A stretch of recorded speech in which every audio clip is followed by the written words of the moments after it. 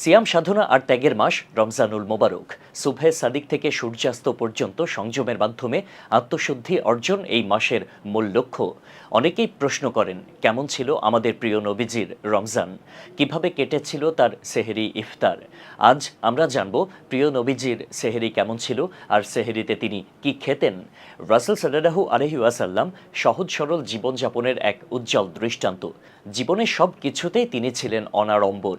সীমাহীন প্রাচুর্যের হাতছানি উপেক্ষা করে তিনি বেছে নিয়েছিলেন সাধারণ জীবন। খাদ্যাভ্যাসের ক্ষেত্রেও তিনি ছিলেন অত্যন্ত সাদাসিধে। সেহরির ক্ষেত্রেও এই সারল্যই ছিল লক্ষণীয়। তিনি খুবই সাধারণ খাবার দিয়ে সেহরি করতেন। কোনো বিলাসবহুল খাবার দিয়ে তিনি সেহরি করতেন না, বরং ঘরে যা থাকতো তাই গ্রহণ করতেন। সেহরির খাবার হিসেবে তার বিশেষ কোনো পছন্দের কথা কখনোই বলেননি।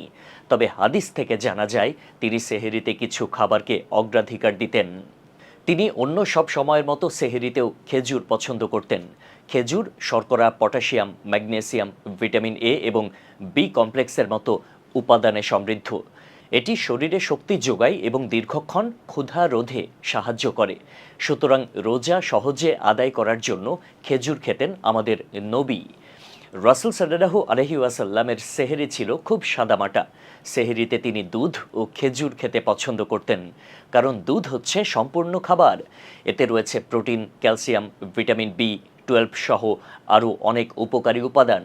সেহরিতে দুধ পান করলে শরীর দীর্ঘক্ষণ হাইড্রেট থাকে এবং ক্ষুধা অনুভূত হয় কম। হজরত আবু হুরায়রা রাদিয়াল্লাহু তাআলা আনহু থেকে বর্ণিত, উত্তম সেহরি খেজুর এবং উত্তম তরকারি সিরকা। আল্লাহ তাআলা সেহরি গ্রহণকারীদের প্রতি দয়া করুন। সেহরির খাবার যাই হোক না কেন, নবী করিম সাল্লাল্লাহু আলাইহি ওয়াসাল্লাম নিয়মিত সেহরি গ্রহণ করতেন এবং সাহাবীদেরও সেহরি গ্রহণের প্রতি বিশেষভাবে উৎসাহিত করেছেন। তিনি বলেছেন, তোমরা সেহরি গ্রহণ করো, কেননা সেহরিতে বরকত রয়েছে।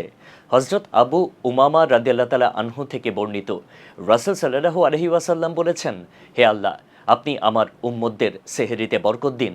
এরপর বলেন, তোমরা সেহরি গ্রহণ করো এক ঢোক পানি দিয়ে হলেও, একটি খেজুর দিয়ে হলেও, আঙুরের কিছু দানা দিয়ে হলেও।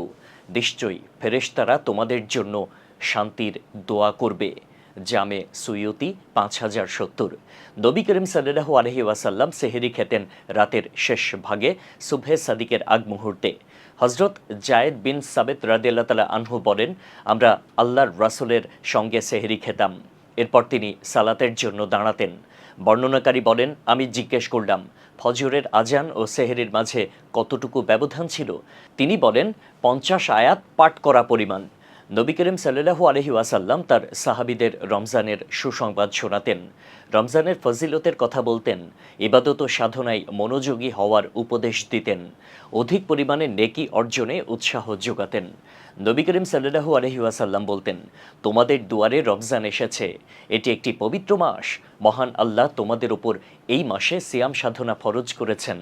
এই মাসে খুলে দেওয়া হয়েছে জান্নাতের সব দুয়ার, বন্ধ করে দেওয়া হয়েছে জাহান্নামের সব দ্বার, শয়তানকে বেঁধে রাখা হয়েছে শেকলে। এ মাসে একটি রজনী রয়েছে যা অন্য হাজার মাসের থেকেও উত্তম। যে এই মাসের কল্যাণ থেকে বঞ্চিত হলো, সে যেন জীবনের সব কল্যাণ থেকেই বঞ্চিত হলো।